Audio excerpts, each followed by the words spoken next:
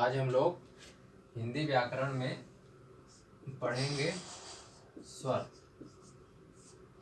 इसके पहले के वीडियो में पूरा बताया जा चुका है, लेकिन आज इसका एक ओवरव्यू हम लोग देखेंगे।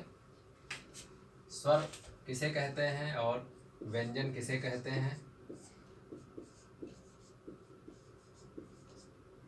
इनकी मूल पहचान क्या होती है, बताओ। स्वर किसे कहते हैं और व्यंजन किसे कहते हैं? स्वर तो छोटा जैसा कि पहले बताया गया था कि स्वर ऐसे वर्ण होते हैं जिनका उच्चारण करने में हमें किसी अन्य वर्ण की सहायता नहीं लेनी पड़ती, यानी इनका उच्चारण क्या होता है, स्वतंत्र होता है। ठीक। और व्यंजन वर्ण ऐसे वर्ण होते हैं जिनका उच्चारण करने में हमें दूसरे वर्ण अन्य वर्णों की सहायता या स्वर वर्णों की सहायता लेनी पड़ती है। तो व्यंजन वर्ण क्या होते हैं, आश्रित होते हैं। किस पर आश्रित होते हैं? स्वरों पर। ठीक। तो व्यंजनों का उच्चारण कभी भी अबाध तरीके से नहीं किया जा सकता है। ठीक। यानी इनके उच्चारण में वायु जो निकलती है अंदर से बाहर, वो कहीं ना कहीं रुकती है। समझ में आया? वायु कहीं ना कहीं रुकती है या एकदम संकीर्ण होकर के बाहर निकलती है। ठीक। जिससे हमारी दो प्रकार की ध्वनियां उच्चरित होती हैं। एक स्पर्श ध्वनियां जो होती हैं वो, दूसरी अंतस्थ ध्वनियां, और तीसरी हैं ऊष्म ध्वनियां। तो ये ऊष्म ध्वनियां ये संकीर्ण मार्ग से होकर के निकलती हैं। स्पर्श ध्वनियां और अंतस्थ ध्वनियों में भी जो है प्राणवायु अवरुद्ध होती है, लेकिन उसकी मात्रा उतनी ज्यादा नहीं होती, ज्यादा अवरोध नहीं होता है। यहाँ पर वायु मार्ग में ज्यादा अवरोध होता है, इसलिए जो वायु निकलती है वो रगड़ खा के निकलती है। तो जिससे उनके भीतर ऊष्मा टाइप की, यानी लगता है कि जैसे ऊष्मा निकल रही हो। इसलिए इन व्यंजनों के उच्चारण जब हम करते हैं तो ऊष्मा निकलती हुई प्रतीत होती है, इसीलिए इन्हें ऊष्म व्यंजन कहा जाता है। तो मुख्यतः हमें जानना ये है कि स्वर किसे कहते हैं और व्यंजन किसे कहते हैं। तो स्वर जो होता है वह पूरी तरह से स्वतंत्र होता है। ठीक। छोटा आ, बड़ा आ, इनका उच्चारण करने में हमें किसी अन्य वर्ण की सहायता नहीं लेनी पड़ती। लेकिन जब हम इनका उच्चारण करते हैं, जैसे का, खा या बड़ा का, ठीक, तो इनका उच्चारण करने में हम स्वर की सहायता ले रहे हैं। जैसे जब हम देखेंगे कि ये का क्या है, कैसे बना है, का में से निकल गया आ, और इधर का में से निकल गया बड़ा आ। ठीक। ये व्यंजन का शुद्ध रूप होता है। ठीक। यानी हलंत व्यंजन का मतलब हुआ कि व्यंजन में कोई स्वर जुड़ गया, नहीं जुड़ा है, स्वरहीन है। ठीक। स्वरहीन व्यंजन को हम शुद्ध व्यंजन कहते हैं। ठीक। शुद्ध व्यंजन कहते हैं। तो स्वर हमेशा कहाँ जुड़ते हैं?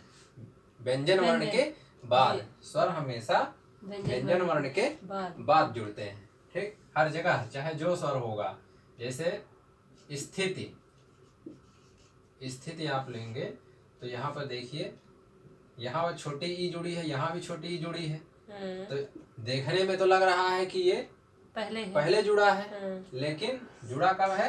सा के बाद है छोटी ई, और यहाँ पर ता के बाद है छोटी ई। तो हमेशा स्वर जो होता है वो व्यंजन के बाद जुड़ता है। ठीक। और जो मात्रा होती है वो किसकी मात्रा दिखती है? यहाँ पर व्यंजन की मात्रा नहीं होती। या संस्कृत में पढ़ते हैं तो व्यंजन की मात्रा आधी मानी जाती है, और आधी व्यंजन मात्रा का उच्चारण आप नहीं कर सकते हैं। तो यहाँ पर मात्रा किसकी है? स्वर की।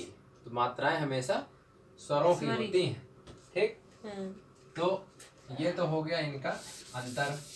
ठीक। अब हमें ये देखना है कि स्वर के भेद कितने होते हैं और स्वर हमारे होते कौन कौन से हैं। ठीक। तो ये छोटा आ, बड़ा आ, छोटी ई, बड़ी ई, छोटा ऊ, बड़ा ऊ, री, ए, ऐ, ओ, औ, अन, आह। हम लोग जानते हैं तो इतना ही है, ठीक।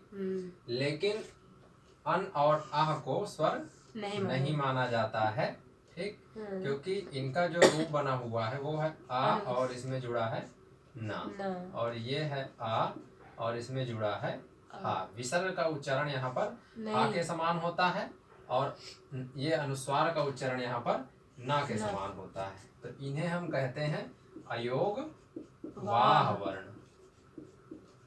ये ना तो स्वर है और ना ही व्यंजन है, ठीक। ये ना तो स्वर है और ना ही व्यंजन है, फिर भी इनका योग है, जुड़े हुए हैं ये, और वहन करते हैं। किसका वहन करते हैं? अपने अर्थ का वहन करते हैं, ठीक। तो जिसका योग ना हो लेकिन वह साथ रहे या अर्थ का वहन कर रहा हो, ऐसे वर्ण को हम अयोग वाह वर्ण कहते हैं। तो इसे हम विसर्ग भी कह सकते हैं एवं अनुस्वार कह सकते हैं, और उसे क्या कह सकते हैं? विसर्ग। हाँ में विसर्ग लग करके बना हुआ है और हाँ में ये अनुस्वार लग के बना हुआ है। इसीलिए जब क्वेश्चन आता है कि अयोग वाह वर्ण कौन होते हैं, अयोग वाह वर्ण कौन होते हैं, तो ये आपके दो वर्ण जो है ये क्या है? अयोग वाह वर्ण है।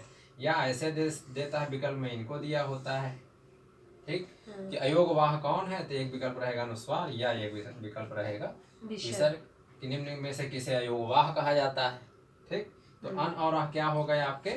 अयोग वाह वर्ण हो गए, ठीक। तो इनको आप यहाँ से हटा दीजिए। तो स्वर के जो भेद होते हैं वो मुख्य रूप से होते हैं, विभिन्न आधारों पर इनके भेद माने गए हैं। तो जो आधार हमें पढ़ने हैं ये स्वर के प्रकार या भेद। तो एक है मात्रा के आधार पर। किसके आधार पर? मात्रा के आधार पर। दूसरा है जीभ की स्थिति के आधार पर। किसकी स्थिति? जीभ की स्थिति के आधार पर। तीसरा है ओठ की स्थिति के आधार पर, ओष्ठ जो कहते हैं, ओष्ठ, ठीक, की स्थिति के आधार पर। और चौथा है मुख की आकृति के आधार पर, यानी मुखाकृति के आधार पर। तो इन आधारों पर स्वर को जो है बांटा गया है, ठीक। कितने स्वर हैं कुल? तो 1 2 3 4 ये हैं, ठीक। 3 स्वर ये हैं, 4 स्वर ये हैं, ठीक। तो कुल कितने हो गए? 4 3 7 4 11। स्वरों की कुल संख्या है 11, ठीक। अब मात्रा के आधार पर जो स्वर बांटे गए हैं वो 3 प्रकार के हैं। पहला है ह्रस्व स्वर, दूसरा है दीर्घ स्वर, और तीसरा है प्लुत स्वर, ठीक। दीर्घ स्वर फिर से 2 प्रकार का होता है। एक होता है मूल दीर्घ स्वर, मूल दीर्घ स्वर, और दूसरा है संयुक्त स्वर, संयुक्त दीर्घ स्वर, या इन्हें संयुक्त स्वर भी कहते हैं, ठीक। तो अब यहाँ समझ लीजिए कि इनको क्या कहा जाता है, ठीक। तो ये जो शुरुआती वर्ण आप 4 देख रहे हो, ये इन्हें हम कहते हैं मूल स्वर। मूल स्वर क्यों कहते हैं? क्योंकि ये ऐसे स्वर हैं, ये चारों ऐसे स्वर हैं कि जिनके निर्माण में किसी अन्य वर्ण की सहायता नहीं ली गई है, जिनके निर्माण में किसी अन्य स्वर वर्ण की सहायता नहीं ली गई है, इसलिए इनको मूल स्वर कहा जाता है। बाकी ये जो स्वर हैं इनका निर्माण एक से अधिक स्वरों के मिलने से हुआ है। जैसे बड़ा आ किससे बना हुआ है? छोटा आ और छोटा आ को मिला करके दीर्घ संधि में पढ़ती हो, ठीक है, या पढ़ते हो तुम लोग, तो छोटा आ या बड़ा आ को मिला करके बनता है। इसी प्रकार ये 2 ई के मिलने से बना हुआ है, ये 2 ऊ के मिलने से बना हुआ है। ठीक। हाँ। तो इन्हें हम कहते हैं मूल स्वर। और ये किस प्रकार के स्वर हैं? ह्रस्व स्वर हैं। ठीक। हाँ। ह्रस्व स्वर किसे कहते हैं? परिभाषा पहले समझ लो। तो ऐसे स्वर जिनका उच्चारण करने में एक मात्रा का समय लगता है। ठीक। जिनका उच्चारण करने में एक मात्रा का समय लगता है उसे ह्रस्व स्वर कहते हैं। इसीलिए इसे एक मात्रिक स्वर भी कहा जाता है। कैसा स्वर? एक मात्रिक स्वर, जिसकी मात्रा एक हो। ठीक। तो ये 4 वर्ण हैं जिन्हें एक मात्रिक स्वर कहते हैं। ठीक। तो एक क्वेश्चन यहाँ से भी बन जाता है कि निम्न में से एक मात्रिक स्वर है या एक मात्रिक स्वर निम्न में से कौन होगा? विकल्प में से कोई एक स्वर दे देगा, वो पूछ लेगा उसी में से। ठीक। या ह्रस्व स्वर कौन है? तो इनमें से एक विकल्प यहाँ से दे देगा, बाकी इसमें से दे देगा। ठीक। तो ये जानना जरूरी है कि ह्रस्व स्वर की परिभाषा अगर पता है कि ऐसे स्वर जिनके उच्चारण करने में एक मात्रा का समय लगता है उन्हें ह्रस्व स्वर कहते हैं। और जिनका उच्चारण करने में 2 मात्रा का समय लगता है उन्हें दीर्घ स्वर कहते हैं। या जिनका उच्चारण दूसरे तरह से पूछ लिया, ऐसे स्वर जिनका उच्चारण करने में ह्रस्व स्वर की अपेक्षा दुगुना समय लगता है उन्हें क्या कहते हैं? तो दीर्घ स्वर कहते हैं। ठीक। ह्रस्व स्वर की अपेक्षा जिसके उच्चारण में तिगुना समय लगे उसे क्या कहेंगे? प्लुत स्वर। इसकी मात्रा कितनी होती है? 3। तो चाहे ऐसे कर दो परिभाषा, इसका उच्चारण करने में 3 मात्रा का समय लगता है उसे प्लुत स्वर कहते हैं। या जिनका उच्चारण करने में ह्रस्व वर्ण की अपेक्षा 3 गुना अधिक समय लगता है उन्हें प्लुत स्वर कहते हैं। ठीक। बाकी इसके पहले वाली क्लास में बताया गया है कि कौन कौन वर्ण होते हैं इसके अंतर्गत। तो प्लुत पढ़ना नहीं होता है, 2 ही प्रकार के स्वर पढ़ने होते हैं, एक ह्रस्व और दूसरा दीर्घ। तो ये किस प्रकार का दीर्घ है कहा जाता है? मूल दीर्घ स्वर। मूल दीर्घ स्वर। ठीक।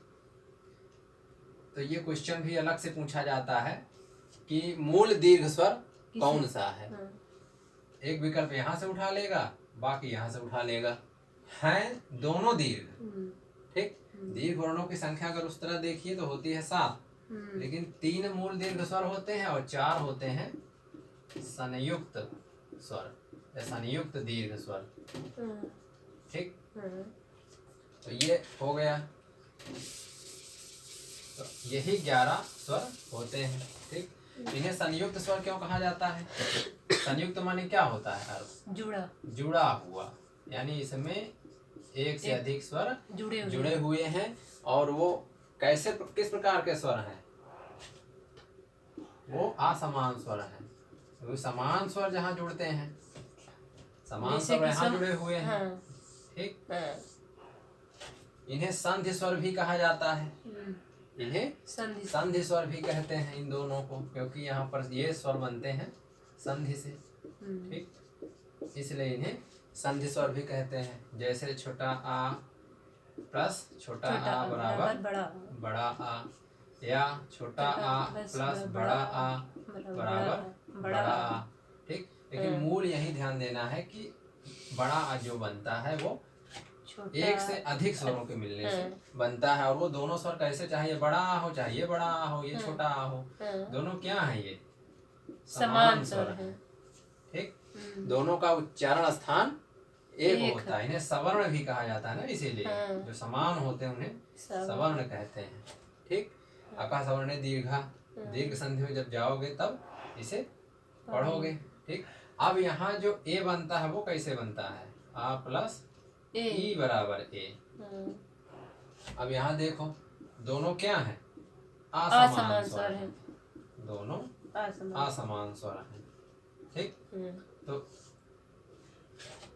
ये दोनों स्वर क्या हो गए? असमान, और ये दोनों समान। इसी प्रकार अय है, ये बनता है आ प्लस ए से। ठीक। ओ है, वो कैसे बनता है?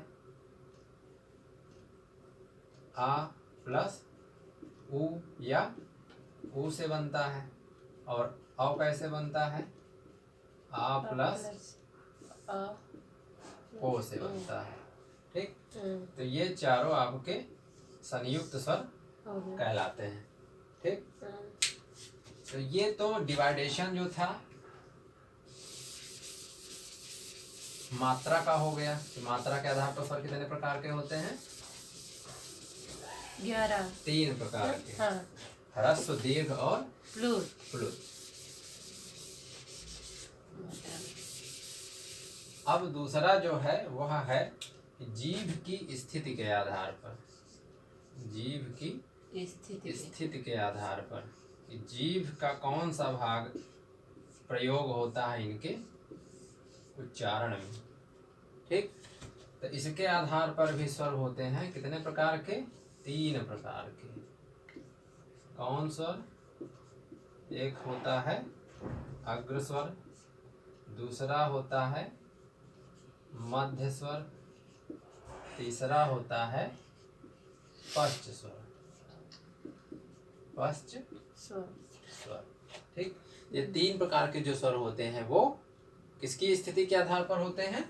जीभ की स्थिति के आधार पर। यानी जब हम स्वरों का उच्चारण करते हैं तो हमें ध्यान देना होता है कि जीभ हमारी किसको छू रही है। ठीक है, जीभ का कौन सा भाग प्रयुक्त हो रहा है। जीभ, अपनी जीभ को 3 भागों में बांट लीजिए। ये पीछे का हिस्सा हो गया, ये मध्य का हिस्सा, ये आगे का हिस्सा। तो यहाँ देखना होता है कि जीभ का कौन सा भाग जो है वो प्रयोग हो रहा है इन स्वरों के उच्चारण में। तो जो भाग प्रयोग होगा उसी के आधार पर उसका नामकरण हो जाएगा स्वर का। अगर जीभ का अगला भाग उच्चारण में प्रयुक्त हो रहा है तो उसे अग्र स्वर कहेंगे। अगर जीभ का बीच का हिस्सा उच्चारण में प्रयोग किया जा रहा है तो उसे हम मध्य स्वर कहेंगे। और अगर पीछे का हिस्सा प्रयोग किया जा रहा है तो उसे पश्च स्वर। कौन स्वर कहेंगे? पश्च स्वर। और यहाँ पर एक छोटा सा फार्मूला है, वही याद कर लो। यहाँ जैसे कोई पूछे आऊं, तो फिर पूछता आऊं, तो कहता नहीं आऊ, कहता आओ। आओ आओ, अगर ये याद कर लोगे तो ये याद रहेगा कि पश्च स्वर कौन कौन होते हैं, क्योंकि मध्य स्वर केवल एक होता है, क्या? छोटा आ। ठीक, अब इधर कौन कौन से होगा तो यहाँ पहले ही लिखा जा चुका है। कौन सा होगा? बड़ा आ और उ। छोटा ऊ, बड़ा ऊ। और आ और ऊ के मिलने से क्या बनता है? ए, ओ और औ। ठीक, हाँ। जैसे सिंपल याद रखना है, आओ आओ आओ आवो। अगर ये 4 याद है या यही केवल याद रहे एक ही, ध्यान देना है कि आ और ऊ, तो इनके सभी रूप प्रयुक्त होंगे। ऊ का बड़ा ऊ रूप भी प्रयुक्त होगा और आ और ऊ को मिलने से ओ बनता है, औ भी यूज होगा। आसान है, याद रहता है। आओ आओ आओ आवो। ठीक, तो इससे क्लियर रहेगा, भूलेगा नहीं। ठीक है, अब जो स्वर बचे इनके अलावा वो कहाँ आ जाएंगे? अग्र स्वर। अग्र स्वर में कौन कौन बचा? छोटा आ हो गया, बड़ा आ हो गया, छोटी ई, बड़ी ई, ए ऐ। ठीक, ये हमेशा याद रहेगा, बीच में छोटा आ। यानी छोटा आ के उच्चारण में जीभ का बीच वाला हिस्सा प्रयुक्त होता है जब उच्चारण करोगे, इसलिए छोटा आ को हम मध्य स्वर या केंद्रीय स्वर कहते हैं। बीचों बीच होता है ये स्वर, इसीलिए इसे केंद्रीय स्वर भी कहा जाता है। ठीक, और फिर इन 2, 3, 4 और ये 5, इन 5 स्वरों को क्या कहते हैं? पश्च स्वर, क्योंकि इनके उच्चारण में जीभ का पिछला भाग प्रयुक्त होता है, इसलिए इन्हें कहते हैं पश्च स्वर। और ये 4 स्वर जो हैं इनके उच्चारण में जीभ का अगला भाग प्रयुक्त होता है, इसीलिए इन्हें कहते हैं अग्र स्वर। तो परिभाषा भी वही है कि जिन स्वर वर्णों का उच्चारण करने में जीभ का अगला भाग प्रयुक्त होता है उसे कहते हैं अग्र स्वर। ठीक, जिनके उच्चारण में जीभ का मध्य भाग प्रयुक्त होता है उसे कहते हैं मध्य स्वर। और जिन स्वरों के उच्चारण में जीभ का पिछला भाग प्रयुक्त होता है उसे कहते हैं पश्च स्वर। ठीक, दूसरा वर्गीकरण हो गया। तीसरा जो वर्गीकरण होता है वह होता है ओष्ठ की स्थिति के आधार पर। किसकी स्थिति के आधार पर? ओष्ठ की स्थिति। ओष्ठ माने क्या होता है? ओठ। ओष्ठ तत्सम शब्द है और ओठ जो है वो तद्भव शब्द है। ठीक, तो ओष्ठ की स्थिति के आधार पर स्वर कितने प्रकार के होते हैं? तो ओष्ठ की स्थिति के आधार पर स्वर होते हैं दो प्रकार के। एक होता है आवृत्तमुखी, आवृत्तमुखी, और दूसरा होता है समृद्धमुखी,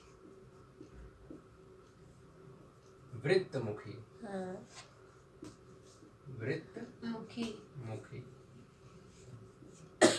ठीक, तो आवृत्तमुखी का मतलब क्या होता है? आ माने नहीं, ये विलोम हो जाता है, निषेध कर देता है। वृत्त कैसा होता है? गोलाकार होता है। लेकिन गोलाकार क्या होना चाहिए यहाँ? मुख। अर्थ क्या हुआ वृत्तमुखी का? जो जिसमें मुख गोलाकार न हो, यानी जिन वर्णों का उच्चारण करने में हमारा मुख गोल हो जाता है। ओठ देखिए, ओठ गोला हो रहा है, गोल हो रहा है कि नहीं हो रहा? तो ऐसे स्वर क्या कहलाएंगे? आवृत्तमुखी स्वर कहलाएंगे। ठीक, और जिनके उच्चारण में ओठ का आकार गोल हो जाए, ओठ क्या हो जाए? गोल हो जाए, या आपका मुख गोल हो जाए, तो उसे क्या कहेंगे? वृत्तमुखी स्वर। ठीक, वृत्तमुखी स्वर। तो छोटा आ बोला आ तो गोल हुआ नहीं हुआ, बड़ा आ बोला आ नहीं हुआ, ई नहीं हुआ, ई नहीं हुआ, बड़ी नहीं हुआ, ऊ जैसे बोलोगे ऊ, बड़ा ऊ हो जाएगा। ए नहीं हुआ, आई नहीं हुआ, ऐ नहीं हुआ, नहीं हुआ, ओ आओ हुआ, और आओ। ठीक, और एक होता है आगत। आगत स्वर आपको अभी नहीं पढ़ना है यहाँ पे, लेकिन ये भी वृत्तमुखी होता है। ठीक, एक आगत स्वर है, इसके बारे में भी अभी बताएंगे। ठीक,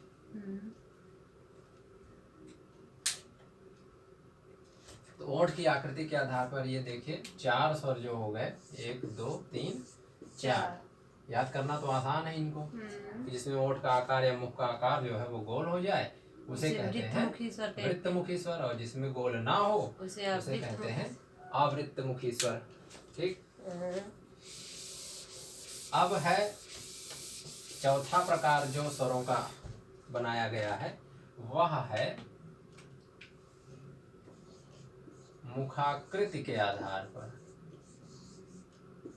मुखाकृति के आधार पर तो इसमें भी स्वरों को 3 भागों में बांटा गया है, 4 भागों में बांटा गया है। एक है समृद्ध स्वर, दूसरा है अर्ध समृद्ध स्वर,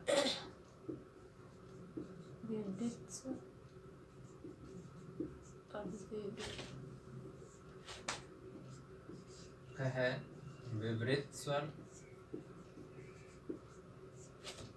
और है अर्ध विवृत स्वर। ठीक, तो मुखाकृति के आधार पर जो बांटा गया है शब्दों को वो है ये विवृत, समृद्ध, अर्ध समृद्ध, अर्ध विवृत। तो पहले के क्लास में बताया था हमने कि विवृत माने होता है खुला हुआ, असमृद्ध माने होता है बंद, खुला हुआ। ठीक, असमृद्ध माने क्या होता है? बंद।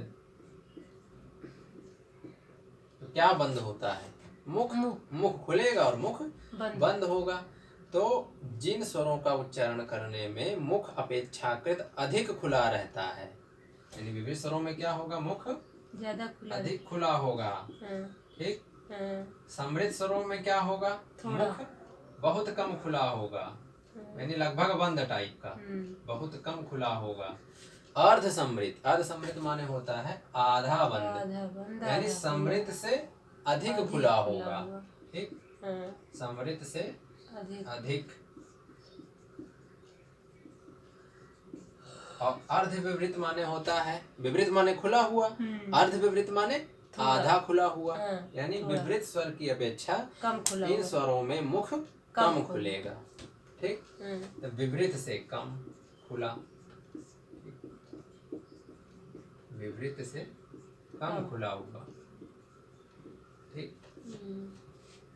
अब जो है यहाँ पर परिभाषा तो क्लियर हो गई कि जो जिन स्वरों का उच्चारण करने में मुख अपेक्षाकृत अधिक खुला होता है उन्हें हम विवृत स्वर कहते हैं। जिनका उच्चारण करने में मुख बहुत कम खुला होता है उन्हें हम समृद्ध स्वर कहते हैं। और जिनका उच्चारण करने में समृद्ध से अधिक खुलता है मुख, उन्हें अर्ध समृद्ध स्वर कहते हैं। और जिनका उच्चारण करने में विवृत से कम खुलता है मुख, उन्हें अर्ध विपरीत स्वर कहते हैं। तो विपरीत स्वर होता है केवल ये बड़ा आ। ठीक। बड़ा आ के बाद अब यही समृद्ध स्वर हो जाता है छोटी ई, बड़ी ई, छोटा ऊ और बड़ा ऊ। ठीक। तो ये चार हो गए। समृद्ध में क्या आएंगे, ए, ओ, ऐ, ये चार बचे ना, ए ओ ऐ आओ। तो इनको चारों को बांट दिया जाता है। ठीक। कहाँ कहाँ बांट देंगे, इधर बांट देंगे। विवृत और अर्धविवृत। तो ए ओ यहाँ रख लेंगे, ए ओ ऐ आओ। ठीक। तो दो स्वर जो ये हैं, और अब क्या बचा, एक स्वर और बच रहा है, कौन सा, यहाँ छुटा हुआ है, छोटा आ। छोटा आ। ठीक। तो ये हो गया आपका अर्ध विवृत, ये हो गया अर्ध समृद्ध। तो छोटा आ वहाँ लास्ट में लिख दीजिए, वहां से आइए, इसे घूम जाइए, बड़ा आ, छोटी ई, बड़ी ई, छोटा ऊ, बड़ा ऊ। ठीक। उसके बाद आ गए ए ओ ऐ औ। ठीक। ये संधि स्वर हैं, ये भी संधि स्वर हैं। तो ये समझ लो ये गुण वाले स्वर हैं, पहले रखने हैं, और ये वृद्धि वाले स्वर हैं। कौन वाले, वृद्धि वृद्धि में।